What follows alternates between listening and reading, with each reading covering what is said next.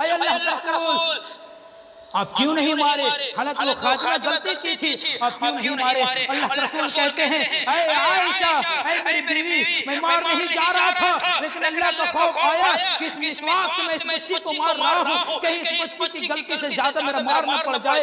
یہ خوف، یہ ڈر میرے دل کے اندر آیا، میرے جسم کے اندر آیا، میرا اوپر شریر کانپ اٹھا تھا، کہیں یہ مار اس بچی کی غلطی سے زیادہ نہ پڑ جائے۔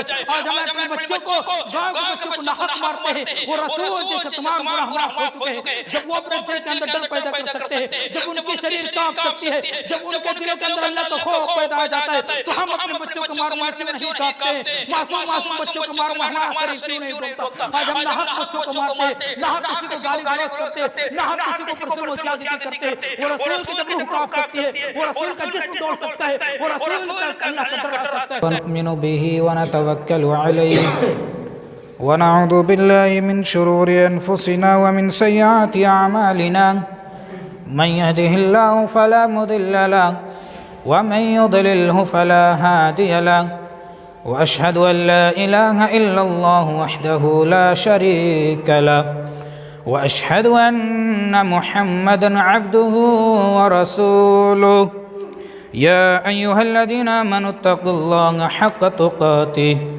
ولا تموتن إلا وأنتم مسلمون يا أيها الناس اتقوا ربكم الذي خلقكم من نفس واحدة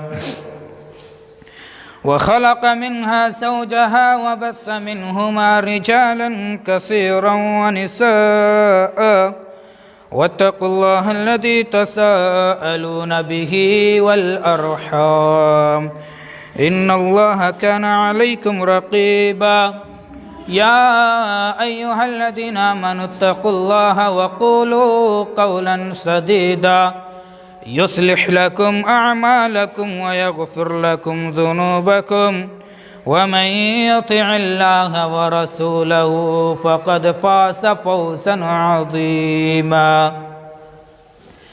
أما بعد فإن أصدق الحديث كتاب الله وأحسن الهدي هدي محمد صلى الله عليه وسلم وشر الأمور محدثاتها وكل محدثة بدعة وكل بدعة ضلالة وكل ضلالة في النار أعوذ بالله من الشيطان الرجيم بسم الله الرحمن الرحيم قل إن كان آباؤكم وأبناؤكم وإخوانكم وأزواجكم وعشيرتكم وأموال اقترفتموها وتجارة تخشون كسادها ومساكين ترضونها أحب إليكم من الله ورسوله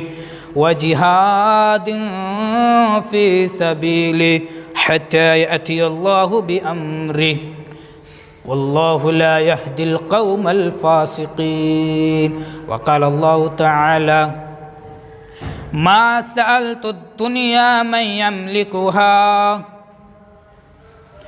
معزز سامعین اکرام، عزیزان اکرامی، حاضرین جمعہ، پردہ نشین میری ماں اور بہنیں، سب سے پہلے اس وحدہ لا شریک کے لیے لائق اور سزاوار کبریائی، بڑائی، بزرگی، حمد و ثنا ہے کہ جس رب کائنات نے ہم تمام مسلمانوں کو امت محمدیہ میں پیدا کیا۔ بعدہ درود و سلام کا نزول ہو تمام انبیاء کرام پر، بالخصوص ہمارے اور آپ کے آخری نبی عبداللہ کے لخت جگر، آمنہ کے لال، فاطمہ کے باپ، جناب محمد رسول اللہ صلی اللہ علیہ وسلم۔ اللہم صلی علیہ، اللہم بارک علیہ۔ معزز سامعین کرام،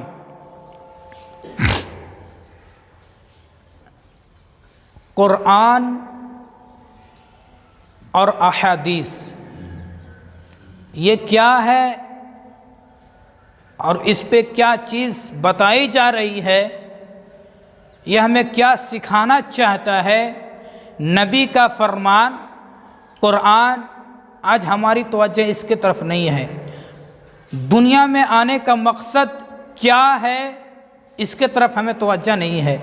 بس ہم یہ سوچ لیے ہیں کہ بس دنیا میں آئے ہیں تو بس کھانا ہے، پینا ہے، اٹھنا ہے، بیٹھنا ہے اور اسی طریقے سے زندگی گزار دینا ہے۔ یاد رکھیے گا جو اس سوچ میں ہے وہ اس غلط فہمی کو دور کر لیں کہ دنیا میں آنے کا مقصد صرف یہی ہے کہ اللہ نے دنیا میں بھیجا ہے تو کھائے پئیں، عیش و آرام کریں، پھر مر گئے، کھیل ختم۔ نہیں میرے پیارے ساتھیوں، ایسا نہیں ہے۔ اگر ایسا ہوتا تو یہ جو صحابہ کرام جو اپنی بیوی کو بیوہ بنائے، اپنے بچوں کو یتیم بنائے، اپنے گھر بار کو چھوڑے، کس بنا پر؟ اگر ایسا ہوتا تو یہ سب ایسا کرتے؟ نہیں کرتے۔ ان کا مقصد صرف یہی تھا کہ کسی بھی طرح سے اس دنیا سے زندگی گزار لینا ہے اور اللہ سے جنت کا طلب لے لینا ہے۔ بہرحال میں نے پچھلے جمعہ میں بتایا تھا کہ وہ مومن نہیں بن سکتا جب تک کہ اللہ اور اس کے رسول سے سب سے زیادہ محبت نہ کرنے لگے گا۔ قرآن کریم اٹھائیے کیا کہہ رہا ہے؟ قل، اللہ کہہ رہے ہیں اے نبی آپ کہہ دیجئے، ان کان آباؤکم، اپنے باپ سے زیادہ محبت، وابناؤکم، بیٹے سے زیادہ محبت، واخوانکم، اپنے بھائیوں سے بھی، وازواجکم، اپنی بیویوں سے بھی، وعشیرتکم، اپنے رشتہ دار کنبے قبیلوں سے بھی، واموال اقترفتموہا، جو تم مال جمع کر کے رکھے ہو اس مال سے بھی زیادہ، وتجارت، اپنے بزنس تجارت سے بھی زیادہ، تخشون کسادہا، ومساکین ترضونہا احب الیکم من اللہ ورسولہ، جب اللہ اور اس کے رسول سے زیادہ ان تمام چیزوں سے تم محبت کرنے لگو گے، ان سب چیزوں کی چاہت تمہارے دل میں سب سے زیادہ بیٹھ جائے گی، تو پھر انتظار کرنا کس چیز کا؟ حتی یأتی اللہ بامری، پھر انتظار کرنا کہ اللہ کا عذاب اس شخص کے اوپر آئے گا، اور یہ یقین ہے، اس پر ایمان ہے، کیونکہ ہم جھوٹا ہو سکتے ہیں، مسلمان جھوٹا ہو سکتا ہے، لیکن نبی کا فرمان اور قرآن جھوٹا نہیں ہو سکتا ہے۔ یہ ہم نہیں کہہ رہے ہیں، قرآن کہہ رہا ہے کہ پھر انتظار کر لینا وہ شخص جب اللہ اور اس کے رسول سے سب سے زیادہ ان تمام چیزوں سے محبت کرنے لگو گے، تو انتظار کرنا کہ تمہارے اوپر جلد از جلد اللہ کا عذاب آئے گا۔ حتی یأتی اللہ بامری، اللہ کا عذاب آئے گا۔ میں نے دو چیز کا تذکرہ کیا تھا پچھلے جمعہ میں کہ باپ سے بھی زیادہ محبت اللہ اور اس کے رسول سے ہونا چاہیے، بیٹے سے بھی زیادہ اللہ اور اس کے رسول سے ہونا چاہیے۔ آج آئیے دیکھتے ہیں اس کے آگے کیا کہہ رہا ہے، وَإِخْوَانُكُمْ، اپنے بھائیوں سے زیادہ، قُلْ إِنْ كَانَ آبَاؤُكُمْ، اپنے باپ سے بھی زیادہ، وَأَبْنَاؤُكُمْ، بیٹے سے بھی زیادہ، وَإِخْوَانُكُمْ، اپنے بھائیوں سے بھی زیادہ۔ آپ دیکھیں اگر دو بھائی ہیں ان میں سے اگر ایک بھائی غلط کر رہا ہے اور اس کو پھر بھی ہم چھوڑ دے رہے ہیں اس بنا پر کہ وہ میرا بڑا بھائی ہے، اگر ہم اس کو روکیں گے، ٹوکیں گے، کچھ بولیں گے تو ہمارا ساتھ چھوڑ دے گا، اس بنا پر اگر ہم اس کو منع نہیں کرتے ہیں تو سمجھ لیجئے کہ ہم نے اللہ اور اس کے رسول سے زیادہ اپنے بھائیوں سے محبت کرنا شروع کر دیے ہیں۔ مان کے چلتے ہیں کہ آپ کے سامنے کوئی بڑا بھائی غلطی کر رہا ہے، گالی گلوچ کر رہا ہے، سگریٹ، کھینی، تمباکو، گٹکا، پان یہ کھا رہا ہے، اس کے باوجود آپ منع نہیں کرتے ہیں، اس بنا پر نہیں منع کر رہے ہیں کہ کہیں وہ میرا بھائی ہم سے ناراض نہ ہو جائے، تو گویا کہ آپ نے اپنے بھائی کو زیادہ محبوب بنا لیا، اللہ اور اس کے رسول کو پیچھے چھوڑ دیا، تو وہ شخص انتظار کر لے گا کہ اللہ کا عذاب آئے گا اس شخص کے اوپر۔ آئیے عبد الرحمن بن عوف جب مکہ سے مدینہ ہجرت کر کے گئے اللہ کے رسول، پیچھے سے عبد الرحمن بن عوف بھی نکلے، اعلان ہوا، اے مکہ کے رہنے والوں مسلمانوں، اے ایمان والوں، جس نے اللہ اور اس کے رسول پر ایمان لے کے آئے، مکہ سے چھوڑ کر کے مدینہ کے لیے روانہ ہو جاؤ۔ عبد الرحمن بن عوف بھی نکلے، جیسے نکلتے ہیں دیکھیے کیا کیا چھوڑتے ہیں یہ اللہ اور اس کے رسول کی محبت میں۔ دیکھیے پہلے عبد الرحمن بن عوف مکہ سے مدینہ ہجرت کرنے کے لیے نکلے، ادھر سے سسرال والے آ گئے، آ کر کے کہنے لگے، اے عبد الرحمن تم جانا چاہتے تو چلے جاؤ لیکن میری بیٹی کو چھوڑ دو، یعنی اپنے بیوی کو چھوڑ دو۔ ادھر سے گھر والے آئے، آ کر کے کہیں اے عبد الرحمن تم کو جہاں جانا ہے جاؤ، لیکن یہ جو بچے ہیں میرے پوتے ہیں میرے بھتیجے ہیں، اس بچے کو چھوڑ کر کے جاؤ۔ جیسے کچھ دیر آگے نکلے، گاؤں والے قبیلے والے آ گئے اور آ کر کے کہنے لگے اے عبد الرحمن جس اونٹنی کے اوپر تم سوار ہو کر کے جا رہے ہو، یہ اونٹنی تم یہیں سے کمائے ہو، یہیں سے خریدے ہو، گویا کہ تم اگر مکہ چھوڑ کر کے جا رہے ہو تو اس اونٹنی کو چھوڑ کر کے جاؤ۔ کچھ دیر اور آگے نکلے، ادھر سے اور کچھ لوگ آئے، آ کر کے کہنے لگے جس گٹھری کے اندر تم مال رکھے ہو، جس گٹھری کے اندر تم پیسہ رکھے ہو، اے عبد الرحمن تو یہ مال تو اسی مکہ کے سرزمین سے کمائے ہو، گویا کہ تم مکہ چھوڑ کر کے جا رہے ہو تو اس مال کو بھی چھوڑ کر کے جاؤ۔ عبد الرحمن اپنی بیوی کو دیکھتے ہیں، عبد الرحمن اپنے بچے کو دیکھتے ہیں، عبد الرحمن اپنی اونٹنی کو دیکھتے ہیں، لیکن اللہ اور اس کی رسول کی محبت اتنا زیادہ ان کے اندر تھی کہ بیوی کو قربان کر دیے، بچوں کی محبت کو قربان کر دیے، مال کی محبت کو قربان کر دیے، اونٹنی کی محبت کو قربان کر دیے، اور کہنے لگے اے سسرال والو اگر تم میری بیوی کو چھیننا چاہتے ہو تو لے جاؤ، اپنی بیٹی کو لے جاؤ، لیکن میں اللہ اور اس کے رسول کی محبت کو نہیں چھوڑوں گا۔ گھر والے کو کہنے لگے اے میرے گھر والے، اے میرے رشتہ دار والے، تم ان بچوں کے لینا چاہتے ہو، حالانکہ ان بچوں سے مجھے بہت زیادہ محبت ہے، لیکن اللہ اور اس کے رسول سے کم محبت ہے، گویا کہ میں ان بچوں کو بھی چھوڑ رہا ہوں، اس اونٹنے کو بھی چھوڑ رہا ہوں، اس مال کو بھی چھوڑ رہا ہوں۔ اور مکہ چھوڑ کر کے نکل دیے مدینہ کے لیے۔ کئی دن لگ گئے مکہ سے مدینہ جانے کے لیے۔ جب عبد الرحمن بن عوف مدینہ پہنچے، اللہ کے رسول صلی اللہ علیہ وسلم پوچھتے ہیں اے عبد الرحمن مکہ کا کیا حال ہے؟ عبد الرحمن کہتے ہیں مکہ کا بہت برا حال ہے، مکہ والوں نے میرے بیوی کو چھین لیے، مکہ والوں نے میرے بچوں کو چھین لیے، مکہ والوں نے میرے مال کو چھین لیے، مکہ والوں نے میرے اونٹنی کو چھین لیے۔ اے اللہ کے رسول ہم نے سب کچھ قربان کر دیا لیکن ایمان بچا کر کے لے کے آ گیا۔ اللہ کے رسول صلی اللہ علیہ وسلم کہتے ہیں اے عبد الرحمن بن عوف اگر تم ان تمام چیزوں کو قربان کر دیے اور ایمان بچا کر کے آ گئے ہو تو تم یہ جیسے سودا بہت سستا میں نپٹ کے آ گئے ہو، یعنی جو اپنا سب چیز قربان کر دے اور ایمان بچا لے اس کے لیے سودا کوئی بھاری چیز نہیں ہے۔ ایک صحابی ہے، ابو داؤد کے اندر فی کتاب الجہاد کا چیپٹر کھولیے اور دیکھیے، ایک صحابی ہے جو اللہ کے رسول صلی اللہ علیہ وسلم کے ساتھ بیٹھا کرتے تھے، درس سنا کرتے تھے، ان کی بیوی روزانہ طعنہ دیا کرتی تھی وَأَزْوَاجُكُمْ اپنی بیوی سے بھی زیادہ اللہ اور اس کے رسول سے محبت ہونا چاہیے۔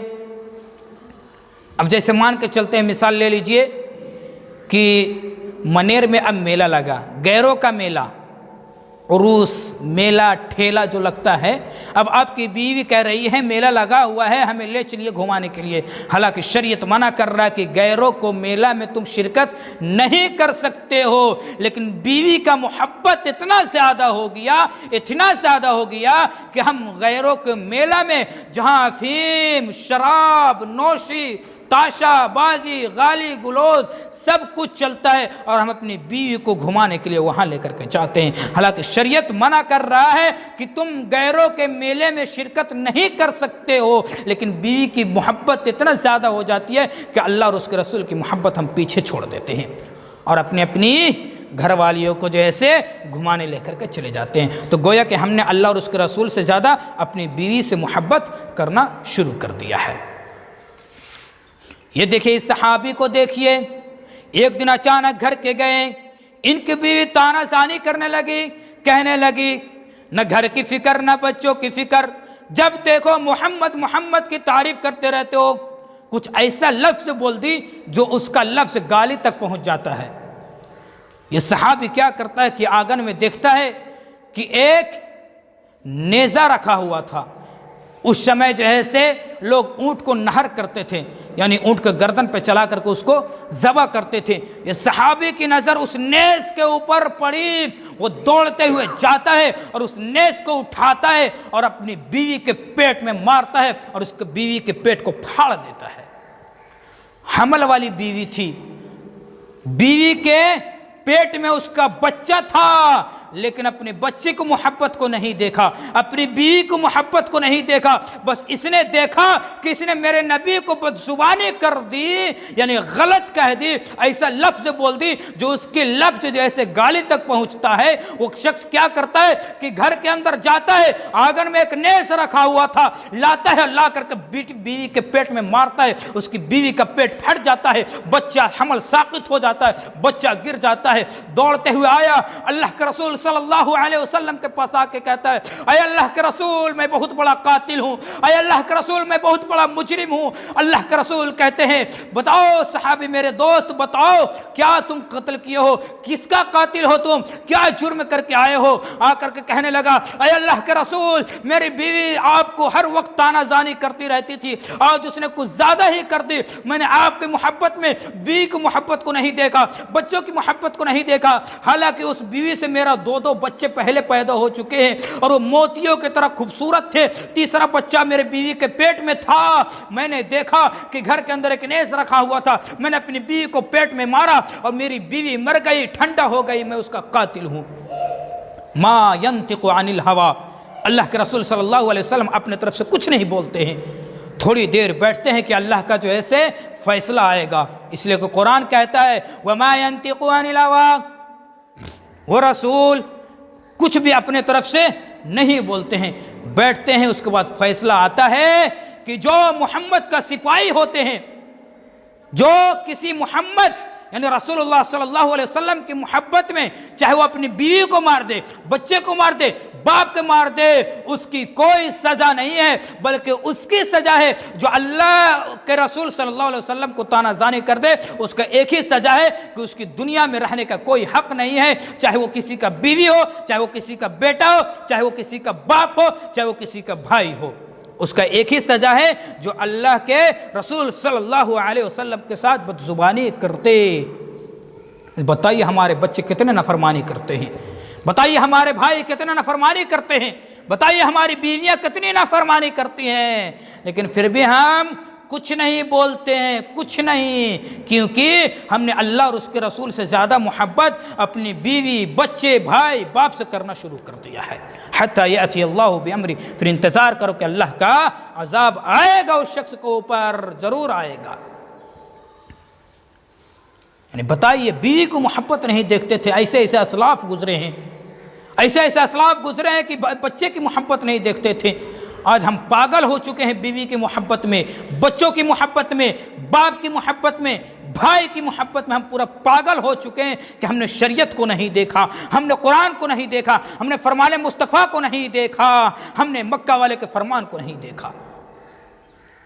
حنظلہ نام سنے ہوں گے، نئی نئی شادی ہوئی ہے حنظلہ کو، شادی والی رات ہے، جس کے انتظار ہر نوجوان کو رہتا ہے، اس رات کا انتظار، بیوی کے ساتھ ادھر سے اعلان ہوتا ہے جو جس حال میں ہے، انفروا خفافا وثقالا وجاہدوا فی سبیل اللہ، جو جس حال میں تنگ دستی میں ہو یا خوشی میں ہو یا ناراضگی میں ہو، بس نکل جاؤ اللہ کے راہ میں جہاد کرنے کے لیے۔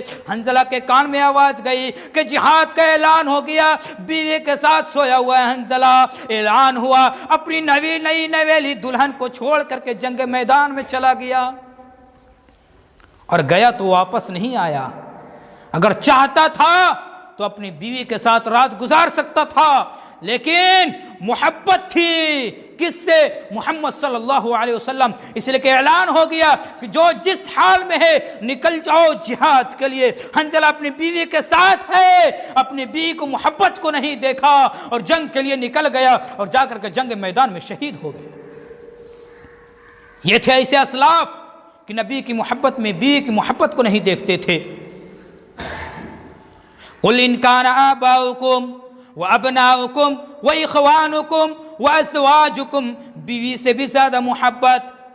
वअशीरतुकुम वअमवालुन इक़्तरफ़्तुमूहा, अपने माल से भी ज़्यादा, जो माल तुम कमा करके रखे हो, इस माल से भी ज़्यादा हमको किससे मोहब्बत करना है? अल्लाह और उसके रसूल सल्लल्लाहु अलैहि वसल्लम के साथ। आज देखिए एक सहाबी आते हैं जिसके उंगली में सोने की अंगूठी लगी हुई है, आते अल्लाह के रसूल सल्लल्लाहु अलैहि वसल्लम मुंह फेर लेते हैं। वो सहाबा जो है से बैठ जाते हैं। अल्लाह के रसूल सल्लल्लाहु अलैहि वसल्लम दाएं तरफ मुंह फिरते हैं, दाएं तरफ आता है, आप सल्लल्लाहु अलैहि वसल्लम बाएं तरफ मुंह फिरते हैं, बाएं तरफ आता है। आखिर क्या वजह है कि मोहम्मद सल्लल्लाहु अलैहि वसल्लम अपने सहाबी के साथ मुंह फेर ले रहे हैं? एक सहाबी कहते हैं, ऐ मेरे नौजवान, ऐ मेरे भाई, तुम्हें पता नहीं कि मर्दों के लिए सोना हराम है और तुम सोने की अंगूठी पहन करके आए हो? वो नौजवान उस अंगूठी को फेंक देता है निकाल करके, और अल्लाह के रसूल सल्लल्लाहु अलैहि वसल्लम फिर मुस्कुराने लगते हैं और उसके तरफ अपने चेहरा देखने लगते हैं। जब दर्स का वक्त ख़त्म हो गया, मोहम्मद सल्लल्लाहु अलैहि वसल्लम अपने हुजरे में चले गए, वो अंगूठी फेंक दिया। वो नौजवान कुछ कहने लगा, ऐ नौजवान, ये सोना तुम मर्द के लिए हराम है, गोया कि तुम इस सोना को ले लो, ये सोना जा करके अपनी बहन को दे देना, या बेटी को दे देना, या माँ को दे देना, घर में किसी औरतों को दे देना। ये नौजवान कहने लगा, ऐ मेरे भाई, क्या तुमने देखा नहीं कि उस सोने के ऊपर मेरे नबी की नाराजगी वाली नजर गई थी? वो सोना की अंगूठी, मैं खुद तो क्या, जिस चीज के ऊपर नबी की नाराजगी वाली नजर चली जाए, उस चीज को मैं अपनी बहन, बेटी, माँ को भी पहनाना गवारा नहीं करूंगा। ये थी मोहब्बत।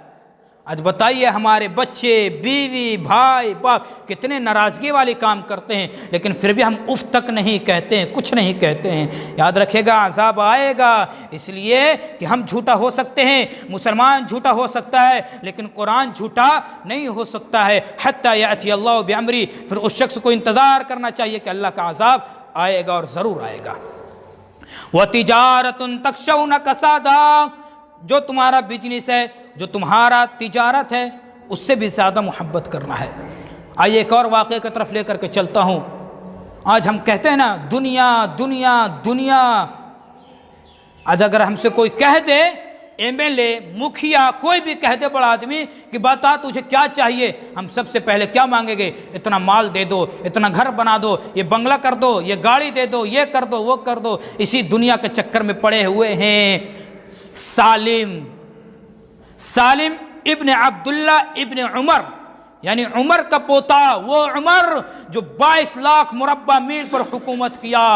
यानी उमर यहां खड़ा है तो 22 लाख मील आगे, 22 लाख मील पीछे, 22 लाख मील दाएं, 22 लाख मील बाएं, इतनी दूर पर अगर कोई हुकूमत करने वाला कोई शख्स था तो वो उमर था, जिसके अंदर चाइना, फ़लस्तीन, इराक, ईरान, ये सब जितने देश है, वो सब देशों पर हुकूमत करने वाला अगर कोई शख्स था तो वो उमर था। उनका पोता का क्या हाल है?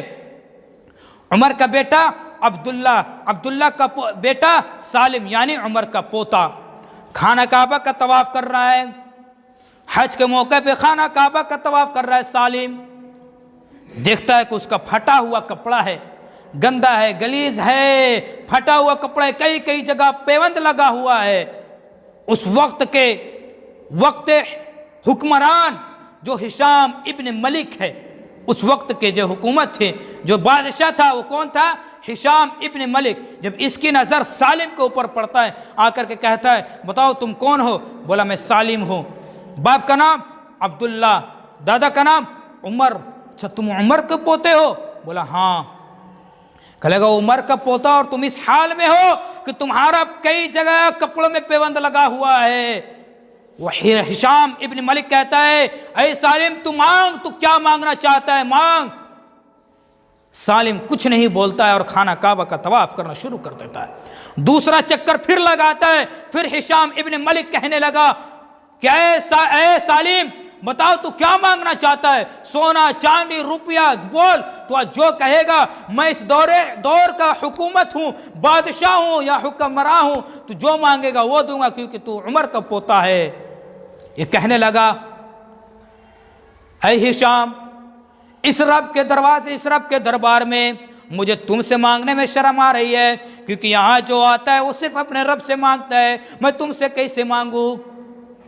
ہشام باہر نکل جاتا ہے، سالم پھر خانہ کعبہ کا طواف کرنا شروع کر دیتا ہے، پھر یہاں سے مقام ابراہیم پہ جاتا ہے، وہاں جا کر کے 2 رکعت پڑھتا ہے، پھر صفا مروہ کا چکر لگاتا ہے، اور وہاں سے نکلنے کے بعد جیسے ہی خانہ کعبہ سے نکلتا ہے ہشام ابن ملک پھر پکڑ لیتا ہے۔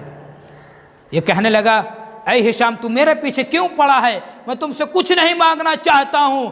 ہشام ابن ملک کہنے لگا نہیں میں تمہیں دوں گا، بتا تو کیا مانگنا چاہتا ہے؟ سونا چاندی روپیہ زیورات جو مانگے گا وہ دوں گا، کیونکہ تو عمر کا پوتا ہے اور میں اس دور کا حکومت کا، اس دور کا میں حکمراں ہوں اور میرا تیرے کو دینا فرض ہے۔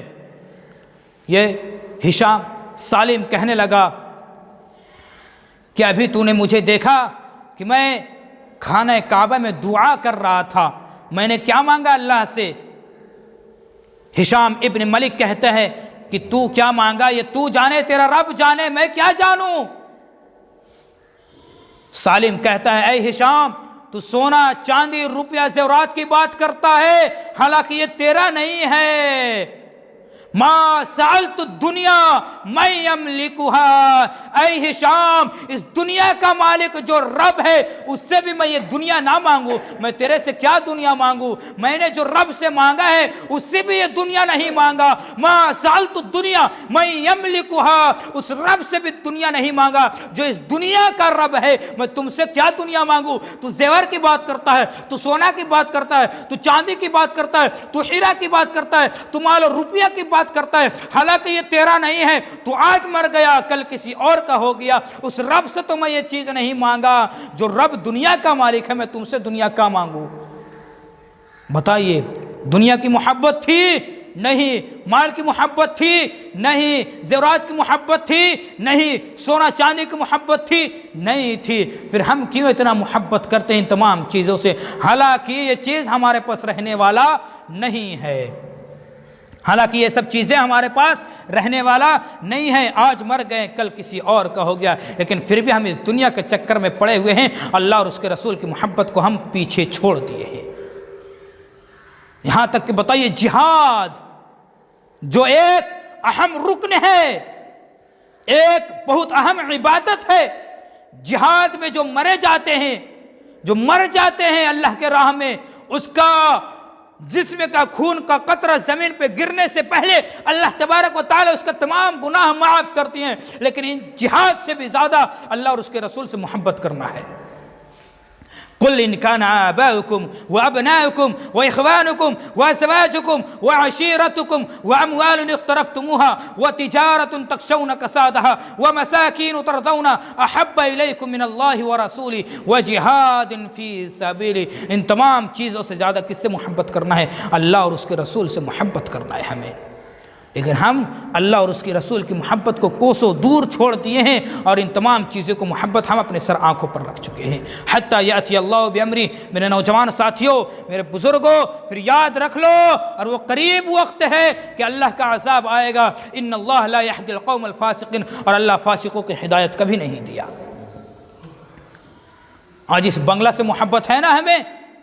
اللہ کے رسول صلی اللہ علیہ وسلم مدینے سے کہیں دور سفر کے لیے نکلے، اچانک کسی کا مکان بن رہا تھا، اللہ کے رسول صلی اللہ علیہ وسلم کی نظر اس شخص کے مکان کے اوپر پڑا، کہا ماشاءاللہ یہ گھر بہت خوبصورت ہے، لیکن یہ جو ڈیزائننگ بنا ہوا ہے، یہ جو نقشہ بنا ہوا ہے، اگر یہ نقشہ نہیں ہوتا، وہ نقشہ کچھ مسجد کے نقشہ لگا ہوا تھا اس گھر کے اوپر، اللہ کے رسول صلی اللہ علیہ وسلم کہتی ہیں اگر یہ نقشہ نہیں رہتا تو اس گھر کی خوبصورتی اور ہوتا، اور اللہ کے رسول صلی اللہ علیہ وسلم وہاں سے چلے گئے۔ اس گھر کا مالک، اس گھر کا اونر آیا، مستری جو کام کرنے والے تھے وہ کہنے لگے کہ اللہ کے رسول صلی اللہ علیہ وسلم آئے تھے، اور آ کر کے گھر کی تعریف کیے۔ وہ نوجوان، وہ شخص پورا خوش تھا کہ میرے رسول آئے تھے اور میں گھر کی تعریف کہیں۔ بولے اور کیا کہا؟ پھر کہنے لگے کہ اگر یہ گھر کے اندر یہ نقشہ نہیں ہوتا جو مسجد کا نقشہ بنا ہوا ہے، کچھ مسجد کا نقشہ بنا ہوا تھا، کچھ نقشہ، بولے کہ اگر اللہ کے رسول بولے کہ اگر یہ نقشہ نہیں رہتا تو اس گھر کی خوبصورتی اور ہوتا۔ وہ نوجوان، وہ شخص کہنے لگا اب اس گھر کے بنانا چھوڑ دو، اب اس گھر کے توڑنا شروع کر دو، کیونکہ نہ جانے میرے رسول کی نظر ان گھر کے مکان پہ کون کون سی اینٹ کے اوپر ناراضگی کی نظر پڑا ہوا ہے۔ اب اس گھر کو بنانا چھوڑ دو، اب اس گھر کو توڑنا شروع کر دو۔ حالانکہ وہ نوجوان، وہ شخص چاہتا تو اس نقشہ کو صرف ہٹا سکتا تھا، لیکن کہنے لگا کہ نہ جانے میرے رسول کی نظر کون سی اینٹ کے اوپر پڑی ہے ناراضگی کا، یہ میں نہیں جانتا، اس سے بہتر ہے کہ پورا کا پورا گھر اور مکان کو توڑ دو اور پھر سے بنانا شروع کرو۔ یہ تھی محبت، رسول سے محبت۔ آج ہم دعویٰ کرتے ہیں کہ ہم محبت رسول ہے، ہم عاشق رسول ہے، ہم سے بڑا کوئی محبت کرنے والا نہیں۔ اگر یہ محبت ہوتی تو ابو جہل کو جنت ملتا، اگر یہ محبت ہوتی تو کافرین مکہ کو بھی جنت ملتا اور منافقین کو بھی جنت ملتا۔ لیکن قرآن کیا کہہ رہا ہے؟ اذا جاءک المنافقون، یہ جو منافقین آپ کے پاس آتے ہیں، قالوا نشہد انک لرسول اللہ، اور گواہی دیتے ہیں کہ ہم تو آپ کو اللہ کے رسول مانتے، لیکن یہ اپنے دعویٰ میں جھوٹا ہیں۔ آج وہی دعویٰ ہمارے پاس بھی ہے، آج وہی دعویٰ ہمارے پاس بھی ہے۔ ہمیں مال سے اتنا زیادہ محبت ہو گئی ہے، آج دیکھیے دو دو دن پر، تین دن پر یہ نوجوان پارٹی کر رہے ہیں، لیکن جمعہ کے دن 10 روپیہ لے کر کے نہیں آتے ہیں مسجد میں۔ شرم کرو، شرم کرو۔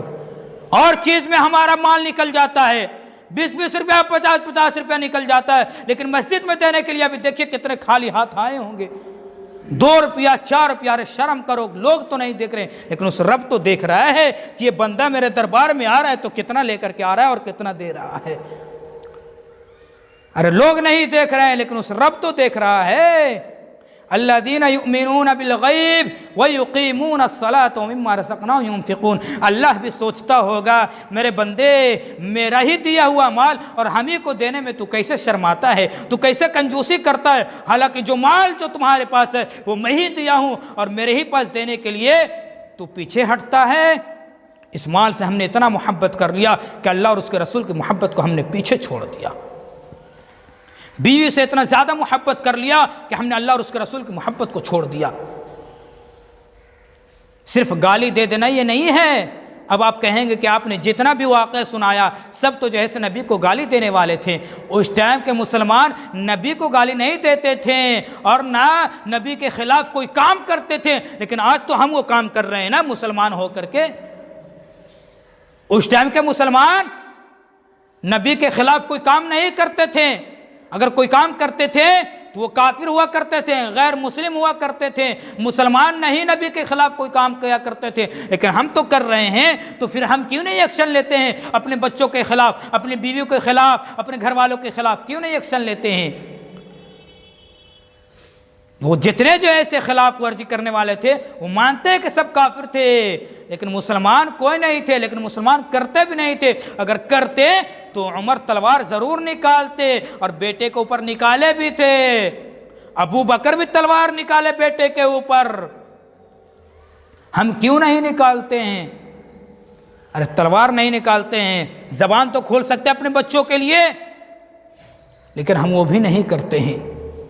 آئیے ایک واقعہ اور سنا کر کے میں اپنی بات کو ختم کرتا ہوں۔ آج جو ظلم و زیادتی اتنا بڑھ چکا ہے کہ آج بڑے آدمی چھوٹے آدمی کے اوپر اتنا ظلم کرنا شروع کر دیے ہیں۔ آئیے ذرا واقعہ لیجئے، آپ بخاری اور مسلم کے اندر اس واقعے کو دیکھ سکتے۔ اللہ کے رسول صلی اللہ علیہ وسلم آواز دیتے اپنے خادمہ کو، میں اس سے پہلے بھی سنا چکا ہوں، اپنے خادمہ کو آواز دیتے ہیں، وہ خادمہ بکری کے بچے کے ساتھ کھیل رہی تھی۔ اللہ کے رسول صلی اللہ علیہ وسلم عائشہ کو کہتے ہیں، اے عائشہ جاؤ دیکھو خادمہ کہاں ہے؟ اللہ کے رسول صلی اللہ علیہ وسلم، عائشہ آتی ہے، آ کر دیکھتی ہے کہ وہ بچی ایک بکری کے بچی کے ساتھ جو ہے سے کھیل رہی ہے۔ جا کر کے کہتی ہے اے اللہ کے رسول صلی اللہ علیہ وسلم، وہ نوکرانی وہ خادمہ اس بکری کے بچی کے ساتھ کھیل رہی ہے۔ اللہ کے رسول صلی اللہ علیہ وسلم آتے ہیں، آ کر کے کہتے ہیں اے خادمہ میں نے جو تمہیں آواز دیا تھا کیا تم نے سنی؟ وہ خادمہ کہتی ہے ہاں اللہ کے رسول ہم نے سنا کہ آپ نے آواز دیا، لیکن میں اس بکری کے بچے کے ساتھ اتنا کھیلنے میں مگن ہو گیا کہ آپ کی آواز نہیں سن سکا۔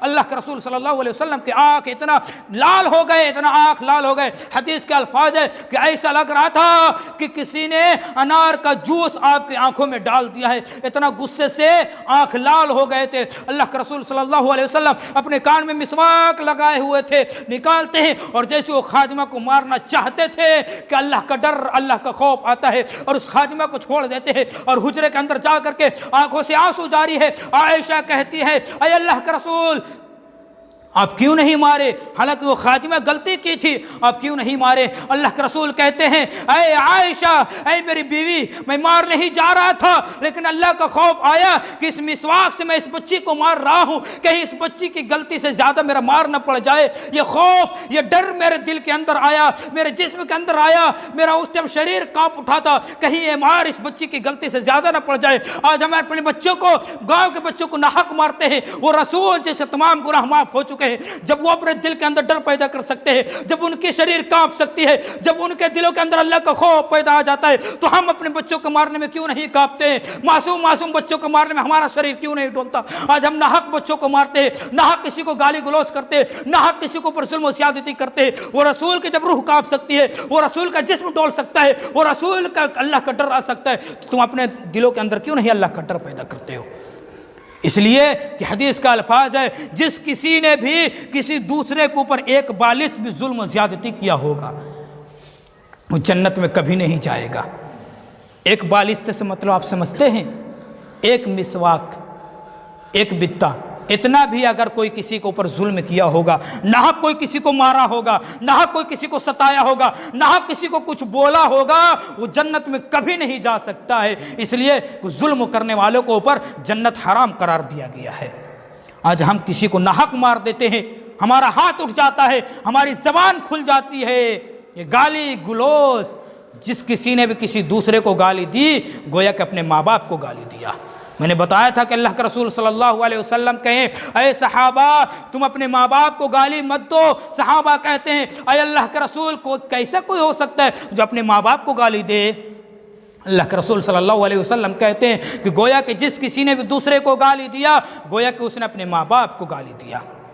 آج بتائیے، ناحق ہماری زبان سے ہر وقت گالی، باہر تو باہر، مسجد کے دروازے پہ بھی ہمارے زبان سے گالی نکلتے ہیں۔ میں اسے پہلے ہی بتا چکا ہوں گالی کے حوالے سے کہ گالی کتنی بری چیز ہے، گندے الفاظ کتنی بری چیز ہے۔ ناحق کسی کو اوپر مت مارو، ناحق کسی کو اوپر ہاتھ مت اٹھاؤ، یہی لوگ کل قیامت کے دن تمہارا گریبان پکڑ لیں گے، کیونکہ رسول جب ڈر سکتے ہیں کہ یہ خاتمہ ہمارا گریبان نہ پکڑ لے، تو تم کیوں نہیں ڈرتے ہو؟ تم کا کوئی فرشتے ہو؟ ارے جس کا تمام گناہ معاف ہو گئے، جب وہ ڈر رہے ہیں، اللہ کا ڈر، اللہ کا خوف ان کے دلوں میں پیدا ہو رہی ہے، تو ہم اپنے دلوں میں کیوں نہیں کرتے ہیں؟ ظلم کرنے سے بچو، کسی کو اوپر ظلم و زیادتی کرنے سے بچو، چاہے وہ کوئی سا معصوم سا بچہ ہو یا کوئی بوڑھا ہو، چاہے وہ نوجوان ہو، چاہے وہ کوئی سا بھی ہو۔ اس لیے کہ ظلم کرنے والوں کو کبھی معاف نہیں کیا جائے گا جب تک کہ وہ بندہ اس کو معاف نہ کرتے۔ ہماری روحیں لٹکتی رہ جائے گی اس دنیا کے اندر۔